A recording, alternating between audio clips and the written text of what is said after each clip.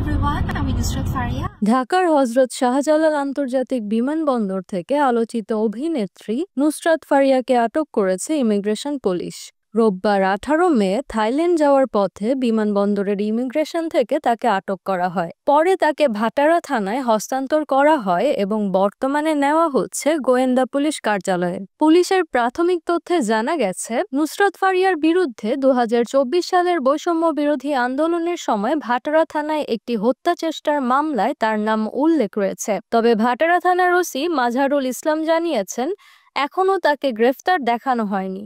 তদন্ত চলছে এবং খতিয়ে দেখা হচ্ছে তার বিরুদ্ধে অন্য কোনো মামলা আছে কিনা। মামলার অভিযোগ অনুযায়ী আওয়ামী লীগের অর্থ যোগানদাতা হিসেবে বিক্ষোভ দমন অভিযানে অর্থ সহায়তার অভিযোগে নুসরাত ফারিয়ার নাম অন্তর্ভুক্ত করা হয়েছে। এই ঘটনার সত্যতা ও আইনি প্রক্রিয়ার অগ্রগতি জানতে আরও অপেক্ষা করতে হবে।